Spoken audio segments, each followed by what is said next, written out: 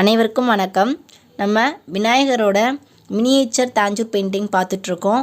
ஏற்கனவே 2 பதிவு முடிச்சாச்சு. இது வந்து 3rd பார்ட்டு. இதில் வந்து நம்ம கலரிங் செக்ஷன் தான் பார்க்குறோம். இது வரைக்கும் நம்ம பேஸ் கலர் வந்து 2nd பார்ட்டில் கொடுத்துருந்தோம். இப்போ வந்து இதோட டீட்டெயிலிங் ஒர்க்ஸையும் ஷேடிங்ஸையும் டிசைன்ஸ் எப்படி கொடுக்கலாம் அப்படின்றதையும் நம்ம பார்க்கலாம். இப்போ நான் வந்து ஃபேஸ்க்கு வந்து ஷேடிங் கொடுக்குறேன். ஸ்பெஷல் பிங்க்கில் வாட்டர் மிக்ஸ் பண்ணிவிட்டு எடுத்து ஷேடிங்ஸ் வந்து கொடுத்துட்ருக்கேன். இதோட கலரிங் கொடுக்கறது வந்து ரொம்பவே டைம் எடுத்து ஆயிடுச்சுங்க. நான் வந்து நினச்சிட்டேன் ஒரு 1 ஹவர்லேருந்து 2 ஹவர்ஸில் வந்து ஃபுல்லாக கம்ப்ளீட் பண்ணிடலாம், போர்டில் எல்லா கலரிங் ஒர்க்கையும் முடிச்சிடலாம்னு நினச்சேன். பட் அப்படி இல்லைங்க.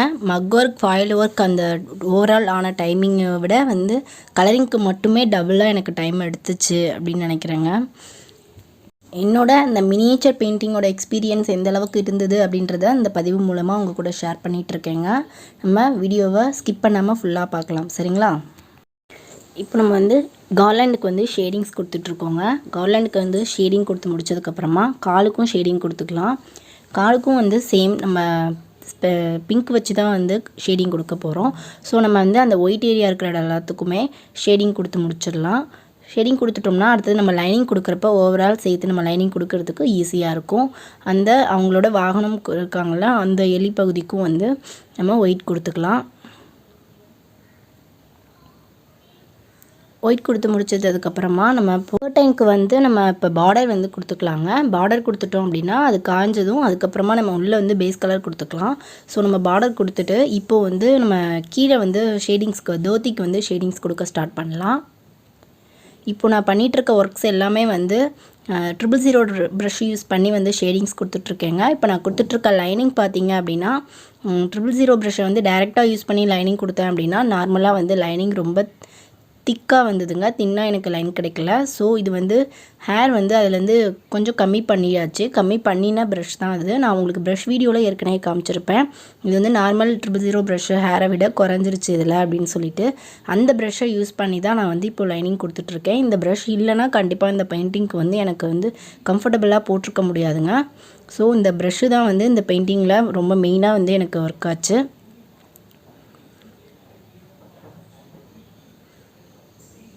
நார்மலான 000 ப்ரஷ்ஷில் தான் வந்து நான் இதில் ஷேடிங்ஸ் எல்லாமே கொடுத்துட்ருந்தேன். பேஸ் கலர்லேருந்து எல்லாமே வந்து நான் அதில் தான் கொடுத்துட்ருந்தேன்.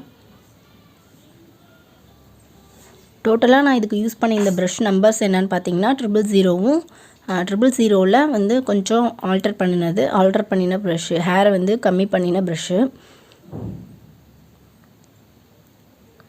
அவங்க கைப்பகுதியில் வந்து நான் அது கோல்டு ஃபாயிலில் கொடுக்கலங்க. அது இடத்த வந்து ரொம்ப ஸ்பேஸ் எடுத்துரும் அப்படின்றதுனால நான் அதுவும் எல்லோ கலர்லேயே கொடுத்துட்டேன். இந்த கர்டைன் கொடுக்காதது எனக்கும் மனசில் வந்து டிஸ்டர்ப் ஆகிட்டே இருந்ததுங்க. நம்ம சப்ஸ்கிரைபரும் கேட்டிருந்தாங்க. ஸோ நான் அதையும் வந்து இதில் இன்க்ளூட் பண்ணிட்டேன். இப்போது நம்ம வந்து கால் பகுதிக்கு லைனிங் கொடுத்துட்ருக்கோம். இந்த கால் பகுதியில் அந்த வேஷ்டி ஏரியா ஃபுல்லாக நம்ம வந்து ஏற்கனவே வீடியோவில் கொடுத்துருக்கோங்க. நம்ம ப்ளேலிஸ்ட்டில் பார்த்தீங்க அப்படின்னா அந்த வேஷ்டியோட வீடியோ தனியாகவும், அப்புறம் அந்த கார்லாண்ட் வீடியோ தனியாக, ஃபேஸ் வீடியோ தனியாக, 2 கைக்கு மட்டும் தனியாக ஒரு வீடியோஸ், அப்புறம் அவங்களோட வாகனமாக இருக்க அந்த மவுஸுக்காக ஒரு வீடியோ, லட்டு பிளேட்டுக்கு, கர்டைன்ஸ்க்கு, திண்டுக்கு, கார்லாண்டுக்கு எல்லாத்துக்குமே வந்து நான் தனித்தனியாக வீடியோஸ் வந்து கொடுத்துருக்கேங்க கலரிங் செக்ஷனை பொறுத்த வரைக்கும்.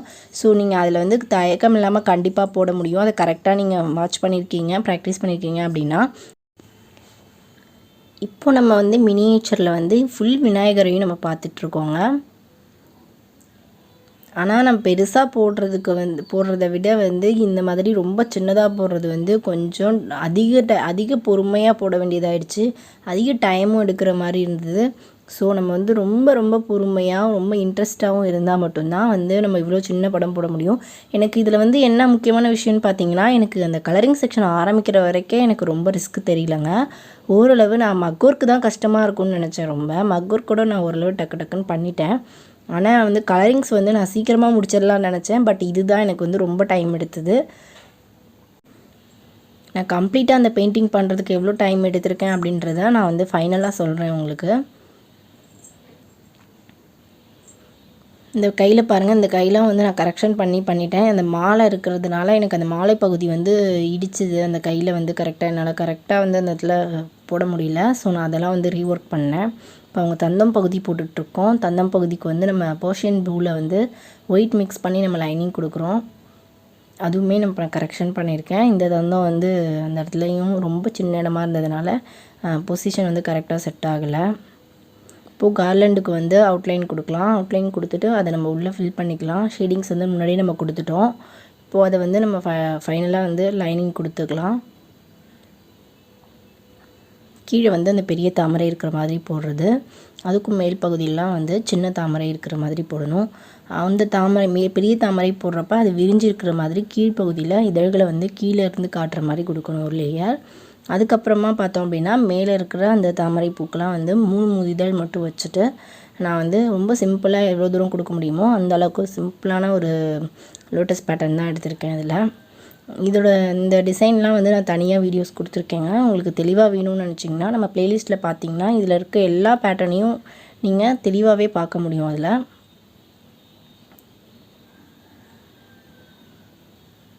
நான் வந்து இந்த ஒர்க்கில் வந்து கண்டிப்பாக நான் உங்களுக்கு ஒரு லேர்னிங்காக சொன்னேன்னு சொல்ல முடியாது. என்னோடய எக்ஸ்பீரியன்ஸை வந்து உங்கள் கூட வந்து ஷேர் பண்ணியிருக்கேன். இதில் வந்து எனக்கு செப்ரேட்டாக வந்து எல்லாம் பண்ணிகிட்ருக்கேன் அப்படின்றத கரெக்டாக சொல்லி வந்து என்னால் அதை கொடுக்க முடியல.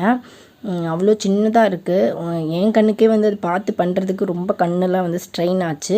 ஸோ வீடியோவில் அது எந்த அளவுக்கு தெரியுது அப்படின்றது எனக்கு தெரியலை. ஸோ உங்களுக்கு இதெல்லாம் நீங்கள் டீட்டெயிலாக தெரிஞ்சுக்கணும் அப்படின்னு நினச்சிங்க அப்படின்னா என்னோடய ஒர்க் உங்களுக்கு பிடிச்சிருக்கு அப்படின்னு நினச்சிங்கன்னா நீங்கள் ப்ளேலிஸ்ட்டில் பார்த்து தெரிஞ்சுக்கலாம்.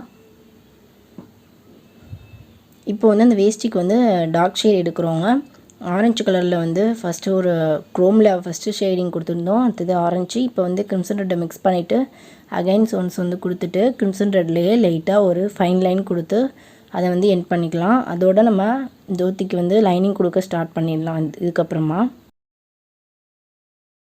இப்போ நம்ம வந்து கர்டைனுக்கு வந்து பேஸ் கலர் கொடுத்துடலாம். பேஸ் கலர் கொடுத்துட்டோம்னா அது நம்ம அதுக்குள்ளே வேறு ஒர்க் பண்ணுறதுக்குள்ளே அதுக்கு காஞ்சு ரெடி ஆகிடும். ஸோ அதுக்கப்புறம் நம்ம அதுக்கும் வாஷிங் கொடுக்கலாம். இப்போது அந்த திருவாச்சுக்கு கீழ்ப்பகுதியில் இருக்க அந்த கர்டைன் ஏரியாவுக்கும் நம்ம வந்து கலரிங் கொடுத்து முடிச்சுக்கலாம். இது வந்து அவங்க உட்காந்துருக்க அந்த சோஃபா செட் மாதிரி தெரியுங்க. ஸோ ஒரு குஷன் டைப்பில் வந்து ஜஸ்ட்டு நம்ம அதை வந்து அவுட்லைன் மட்டும் கொடுத்துட்டு நம்ம அந்த டார்க் ஷேட் காமிச்சிக்கலாம். ஷேடோ தெரிகிற மாதிரி ஒரு குஷன் மாதிரி காமிச்சிக்கலாம். அது வந்து ஃபுல் கர்டைன் கிடையாது. ஸோ அவங்க வந்து ஒரு சோஃபா மாதிரி ஒரு இதில் உட்காந்துருப்பாங்க. அதில் வந்து திண்டு போட்டு அதில் சாஞ்சி உட்காந்துருக்கிற மாதிரி காமிச்சிருப்பாங்க. கீழ்ப்பகுதி வந்து நம்ம அதில் வந்து க்ரீன் தான் கொடுத்துருக்கோம். அந்த மேட்சிங்காக இருக்கட்டும் அப்படின்னு சொல்லிட்டு சோஃபாவோட அந்த பேஸையும் சோஃபாவோட அந்த சாயும் பகுதியையும் சேம் கலரில் நம்ம கொடுத்துருக்கோம் க்ரீன்லேயே. அவங்க திண்டு வந்து அது மேலே வந்து ஆரஞ்சு கலர் திண்டு போட்டு அவங்க உட்காந்துருக்கிற மாதிரி ஒரு அமைப்பு. அதுக்கும் நான் வந்து ஷேடிங் கொடுத்துட்ருக்கேன். இப்போ ஷேடிங் கொடுத்துட்டு இப்போ நம்ம லைனிங் கொடுக்கலாம். தோத்தி ஏரியாவுக்கு தோத்தியில் வந்து நம்ம ரெண்டு கலர் வச்சு நம்ம தனியாக செப்பரேட்டாக வீடியோ பார்த்துருந்ததில் நம்ம போட்டிருப்போம் க்ரீன் கலர் மேலே இருக்கிற மாதிரி. ஸோ நான் இது வந்து நான் சின்ன படமாக போடுறப்ப எனக்கு அது கான்சன்ட்ரேஷன் ஆகலை. ஸோ நம்ம இப்போ வந்து இந்த தோத்தியோட டிசைனை முடிச்சுட்டு நம்ம அதை க்ரீன் கலருக்கு வந்து சேஞ்ச் பண்ணிக்கலாம். இப்போ வந்து நான் பார்டர் டிசைனுக்கு அந்த தோத்தி ஃபுல்லாக வந்து லைனிங் கொடுத்துக்கிறேன். லைனிங் கொடுத்துட்டு அந்த பார்டர் டிசைனையும் நம்ம உள்ளே வந்து ஃபில் பண்ணிக்கலாம்.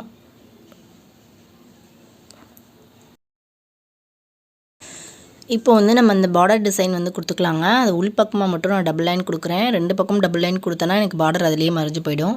ஸோ நான் ஒரு பக்கம் மட்டும் டபுள் லைன் கொடுத்துக்கிறேன். டபுள் லைன் கொடுத்துட்டு அந்த பார்டருக்குள்ளே வந்து ஒரு சும்மா சொல்ல டிசைன் மாதிரி ஒரு சின்ன லைன் மட்டும் நான் அதுக்குள்ளே அரேஞ்ச் பண்ணிக்கிறேன். வேறு எதுவும் பெரிய டிசைன் வந்து நான் அதில் கொடுக்கலங்க. அதுக்கப்புறம் மேலே இருக்க கிளாத் வந்து செப்பரேட் பண்ணி காட்டுறதுக்காக அதில் வந்து ஒரு சின்னதாக ஒரு டாட் மாதிரி வச்சு டிசைன் பண்ணிக்கிறேன். அந்த க்ரீன் கலர் வந்து நான் உள்ளே ஃபில் பண்ணிட்டேங்க.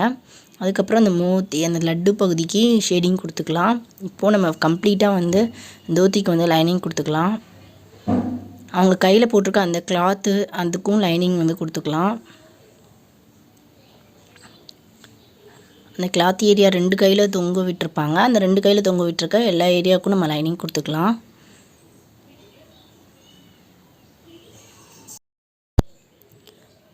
அந்த கிளாத்துக்கு கொடுத்ததுக்கப்புறம் நம்ம திண்டு பகுதிக்கு வந்து லைனிங் கொடுக்கலாம். அதுக்கும் வந்து நான் எல்லாத்துக்குமே லைனிங் வந்து கிரிம்சன் ரெட்டு தாங்க யூஸ் பண்ணிகிட்ருக்கேன்.